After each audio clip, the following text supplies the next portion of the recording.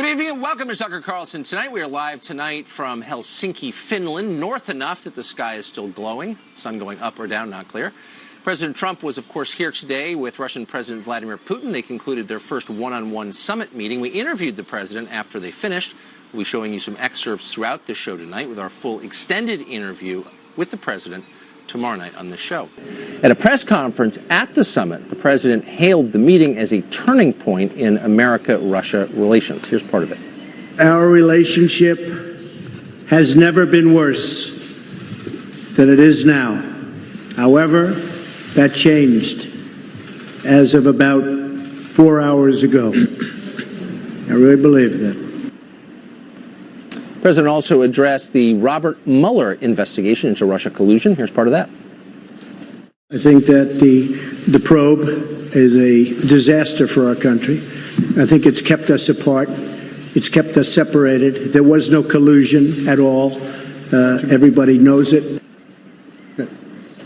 Fox News White House correspondent John Roberts is here, has been here all day in Helsinki, and he joins us now with the recap. Hey, John. You know, the president's been looking forward to this for a long time because he said back during the campaign, I think it's important for the United States to have better relations with Russia. When you have so many nuclear warheads and so many of them are pointed at each other, isn't it better to get along than to not get along? But the president got roundly criticized today for sort of giving away the farm with Vladimir Putin. One of the things that he was criticized most for was not sticking up for U.S. intelligence when he was asked at that press conference who he believes on Russian meddling. The intelligence community of the United States, which has said that Russia definitely meddled in the 2016 election, or Vladimir Putin, who told him yet again that he didn't have anything to do with it. Listen here. Dan Coates came to me and some others. They said they think it's Russia. I have President Putin. He just said it's not Russia. I will say this. I don't see any reason why it would be.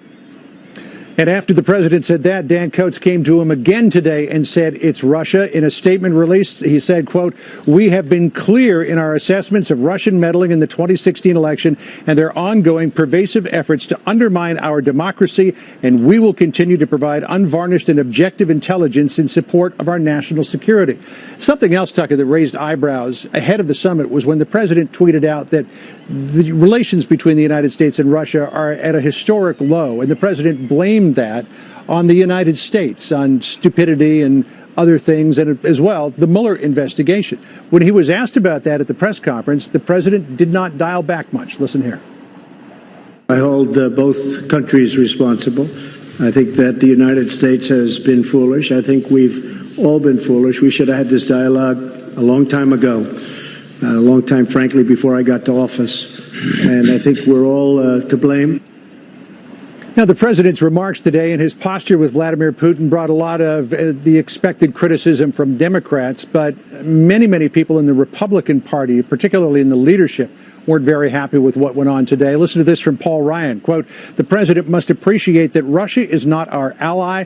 There is no moral equivalence between the United States and Russia, which remains hostile to our most basic values and ideas." The way that I read it, what happened today, Tucker, was he thought it was important to have a dialogue with Vladimir Putin, almost a parallel with Kim Jong-un, right, where he was willing to kind of rise above everything else that was going on out there, not get bogged down in the details of it, even though it would appear like he was sort of throwing, the intelligence community and other U.S. institutions under the bus for the sake of trying to build a better relationship or at least get things back on track. Certainly raised a lot of conversation. It'd be interesting to know if Paul Ryan believes that our ally Saudi Arabia shares our values and ideals.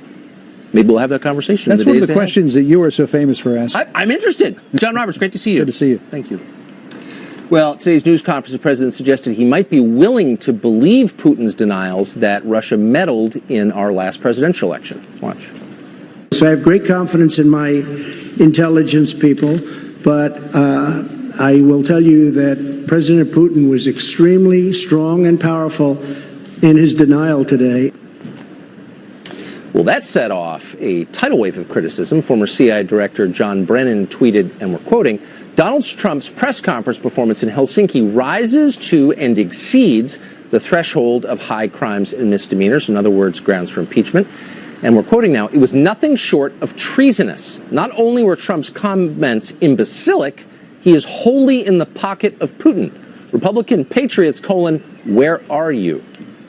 What to make of all this? Joining us now is a man who has covered several Russia-U.S. summits around the world.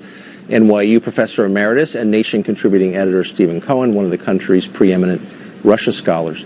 Professor Cohen, thanks a lot for joining us. Assess, if you would, the reaction today to this press conference and to this summit between Putin and Trump. The reaction by most of the media, by the Democrats, by the anti-Trump people is like mob violence. I've never seen anything like it in my life. This is the President of the United States doing what every president, Tucker, since Franklin Delano Roosevelt did in 1943 with Stalin, meeting with the head of the Kremlin. And every president since Eisenhower, a Republican, by the way, has met with the leader of the Kremlin for one existential purpose: to avoid war between the two nuclear superpowers. Today, in my considered, scholarly, long-time judgment, relations between the United States and Russia are more dangerous than they have ever, let me repeat, ever been, including the Cuban Missile Crisis.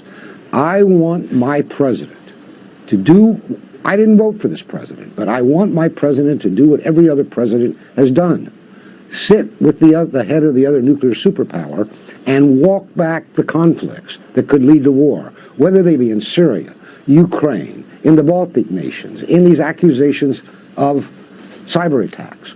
Every president has been encouraged to do that and applauded by both parties, not Trump. Look what they did to him today. They held a kangaroo court. They found him guilty. And then you had the former head of the United States CIA, who himself ought to be put under oath and asked about his role in inventing Russiagate, calling the President of the United States treasonous. What have we come to in this country?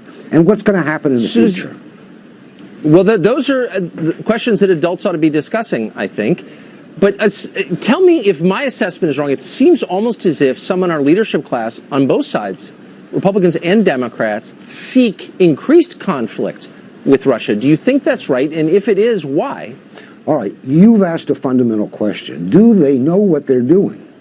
I don't know. They seem to hate or resent the idea of Trump as president, that they've all lost all sense of American national security.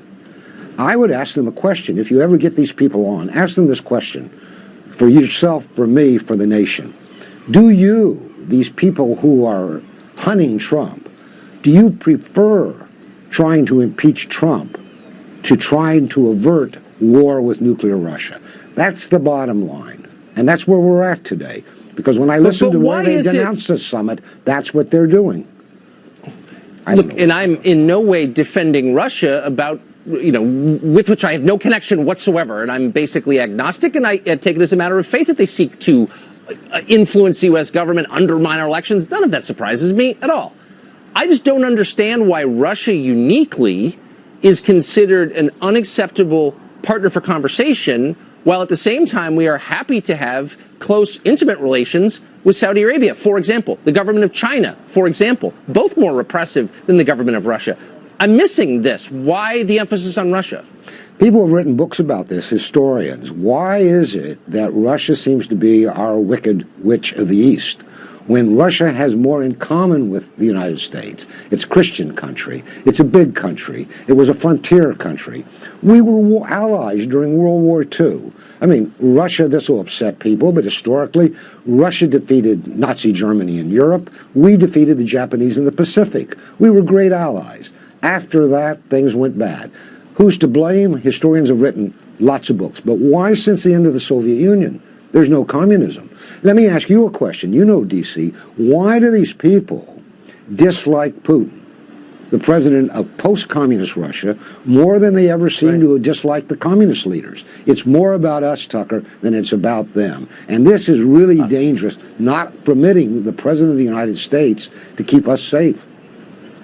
And I think it is no defense of Putin to ask that exact question. I'm just going to repeat it for our viewers in case they missed it. Why do so many people in charge now dislike the current leader of Russia more than they dislike the communists who killed tens of millions? I don't know. I can't answer it, but thank you for asking. There is an answer, but we would need a lot of time. And a psychiatrist. Well, we'll have it. I hope you'll come back. And a psychiatrist. Thank you. Great to see you, Professor Stephen Cohen. Well, in response to the day's events, the left has adopted hatred of Russia as the new litmus test, the single litmus test for patriotism as an American.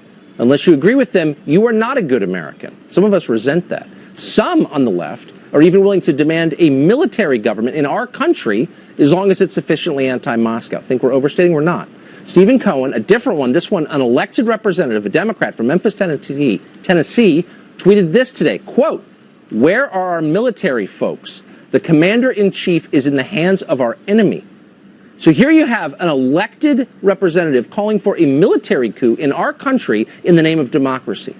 Richard Goodstein is a lawyer. He advised both Hillary Clinton's presidential campaigns. He joins us tonight. Are you comfortable with that, Richard? Here you have an elected official calling for a military coup in the name of preserving democracy. Now, look, there are parts of the press conference I didn't care for, but that's a different level of extremism. Calling for a coup? I haven't heard anyone mention that. This is a member of Congress. What do you think of that? I don't think that Stephen Cohen of Tennessee is calling, if you know him, he's not calling for any kind of military coups. Here's what was he saying? Wait, hold on. What was he saying? He's saying the president took an oath to preserve, protect, and defend the United States of America. Dick Cheney said that's not what he said. He said, and I'm quoting, I'm looking at it, "Where are our military folks? The president is in the hands of the enemy." He's calling on the United States military, which, of course, serves under the president of the United States, to take action to rectify this situation where the president is in the hands of the enemy. That's lunatic. No. Okay? This is a member of Congress. You can't concede that that's lunatic? It's crazy? I think the point he's trying to make is the following. For Donald Trump to be standing right next to Putin and be incapable, the guy who said, "You're fired," is incapable of challenging face-to-face anybody. He couldn't do it at the G7, he couldn't do it at NATO, and he couldn't do it today. And again, Dick Cheney is the one. Let me just finish the sentence. Dick Cheney said this attack by the Russians was an act of war. So what Stephen Cohen is basically saying is Putin, I mean, for whatever he's got on Trump or nothing, Trump seems to be doing his bidding, and that's a concern to every American. Wait, you know what? No, hold on. No.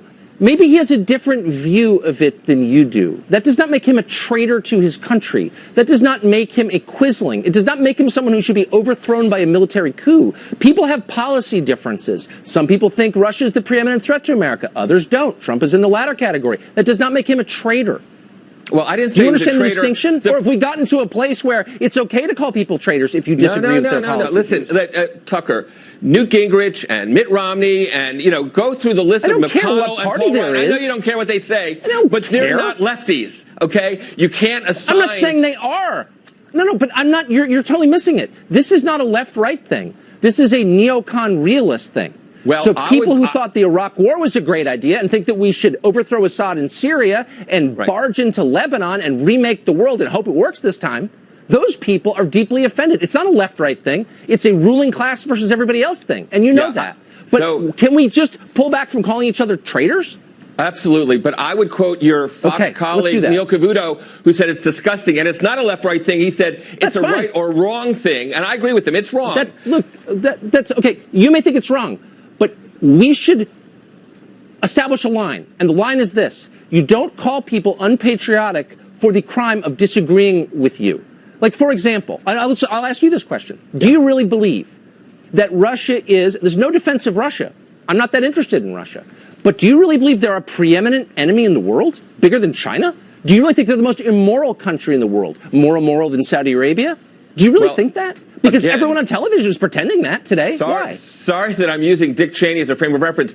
He's the one who said what the Russians did was an act of war. I'm asking. China actually hasn't done I'm asking what you think against us. So China is less. No, but let's have an adult conversation really quick. In 1 minute we have. Do you really believe that Russia is a greater threat to America's interests than China? I think that that Russia Say that left with to a its straight own face, I dare you. devices, I think left to its own devices, Russia would undermine our democracy. I think China would take us on economically, happily, okay? But I don't think China is out to get us. But they're not really a threat to us. Well, I'm just saying. Because everyone in D.C. is on their payroll. And I As think you know. And for every day that Donald Trump shows himself unable to stand up to Putin, every foreign leader in the world is going, hell, maybe we should kind of gain some ground in the U.S. too. That's the concern. Yeah. I'm a little baffled by the lack of perspective. And again, by the way, I've never for a minute doubted and never will doubt that Russia seeks to undermine us. They have for 100 years. They'll continue to do it. But, let's be real. That's all I'm saying. Anyway, Richard, thank you. Great to see you. My pleasure. Thank you. After the press conference today, the president sat down with us for an interview. He had a lot to say, not just about Russia, but primarily about immigration and its effect on Europe. Here's part of it. The Democrats want open borders, which is basically saying we want open borders, we want crime. Why do you think they want that? Maybe it's a political philosophy that they grew up with. Maybe they learned it at school. Maybe they're fools. I don't know. The full extended interview airing tomorrow night at 8 p.m. It's interesting. Tune in then. Up next, the press and all the geniuses who've managed our foreign policy over the past 30 years, done a great job, had a full meltdown today over the news conference, stopping just short of demanding a new war. What to make of their reaction? We'll tell you when we return. We discussed this also, zero collusion, and it has had a negative impact upon the relationship of the two largest nuclear powers in the world.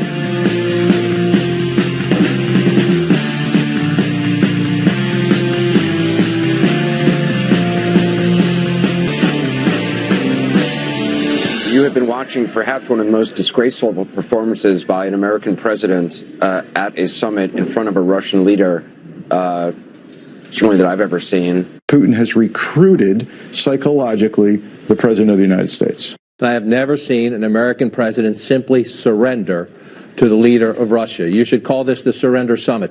When do we see almost a shadow government come out and say, we cannot side with the government, whether it's the cabinet or the Senate? I think that's the big question. Who let all the dumb people on TV? It's like the question we ask every night. More so today than maybe before, certainly in a long time. The reaction in the press to the summit today was so over the top that it was awe-inspiring, but the reaction of politicians was even more so. Chuck Schumer, who holds elected office in the United States Senate, suggested that Vladimir Putin is literally blackmailing the President of the United States. He did not provide evidence for that charge. Nancy Pelosi in the House went even further. She said that today was ironclad proof that Russia has something on President Trump. Wasn't a lot of reasoned discourse going on today, to put it mildly. Tammy Bruce is a reasoned person. She's a radio show host in New York, a friend of this show, and she joins us tonight. Tammy, what do you make of this? You know, it's fascinating. Look, in President Trump's press conference, there's something we all didn't like necessarily. But the reaction, the overreaction, is extraordinary. Keep in mind, these are the people who said that the tax cuts were going to cause Armageddon, that the end of net neutrality was going to literally kill people, that President Trump meeting with North Korea was going to cause World War III. And now we've got this, a press conference after a 4-hour meeting. Is supposedly treason, or at least, as you've noted, from a Congress member, should require a military coup.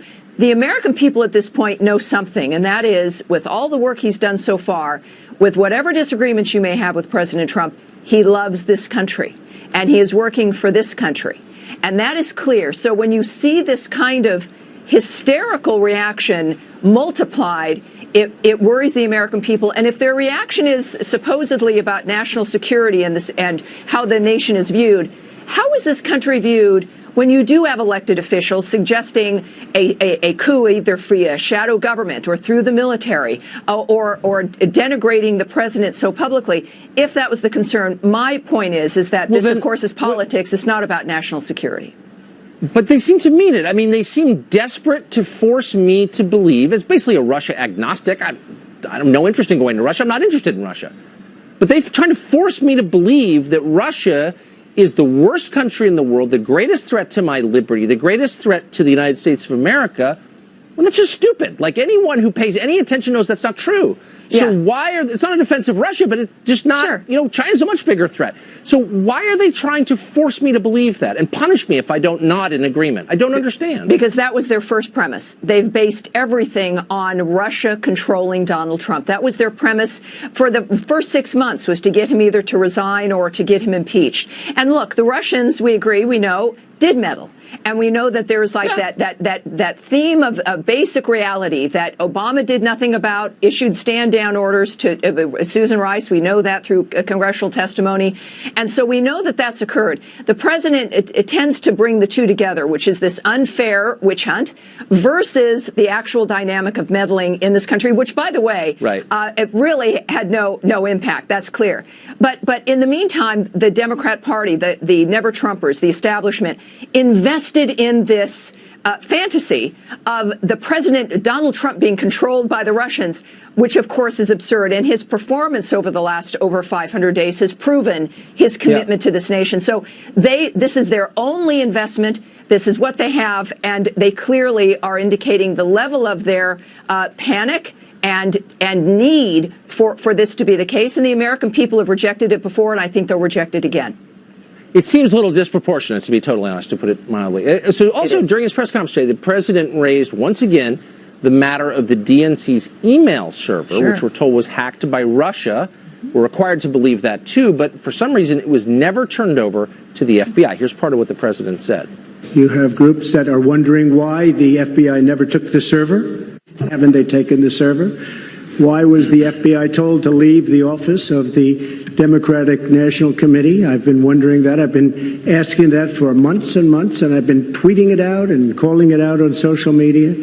Where is the server? I want to know, where is the server, and what is the server saying? With that being said, all I can do is ask the question. Meanwhile, Hillary Clinton made another appearance to remind the world that she ought to be president. Yesterday, she tweeted this: "Great World Cup question for President Trump as he meets Putin. Do you know which team you play for?" So I'm interested, Tammy, in this question of the server. I wouldn't be shocked if Russia tampered with it. They've been causing mischief in this country for 100 years. So that would not surprise me. But why is it considered unpatriotic to ask basic questions like, well, where's the server? Did you look at it? Why didn't the FBI look at it? Can you answer my basic questions? Why am I not allowed to ask those questions? I'm working for Putin if I do. I don't have a right as an American citizen to get straight answers to simple questions? Yeah, look, Actually, we believe the server may have been decommissioned and actually taken apart. This is news from April of this year, and a filing from the DNC that they were required to decommission or remove software and take apart about 140 servers, 180 computers, and 11 separate servers. So it may actually not even exist at this point. But for the president, and I think that this is key, the Americans know that he loves the country. They know that it's hogwash what they're hearing from the media today. But the president, I think, would, help put this kind of situation to bed, if you will, by addressing the fact that, yes, there is meddling, and that what's happening here on the political end is very different and has nothing to do with the fact that he won this election fair and square, but that there are questions that we have to ask about the politics that have invaded this. The Peter Strzok testimony from yesterday, shocking. And I think that this is where the American people deserve answers. But I just want my specific questions answered. It's one thing to say, oh, they hacked or they tampered. I believe that completely. But tell me what that means. Why don't you be very specific about it? Nobody will. Oh, you're working for Putin. When people won't be specific to simple questions, you know there's deceit. That's my view. Now, the president's going to hear these complaints, and I think so will the FBI. I hope so. Yeah. Great to see you. Tammy Bruce. Well, Lisa Page returned to Capitol Hill today for the second day of testimony about bias at the FBI. We'll talk to a congressman who was there for that. That's next.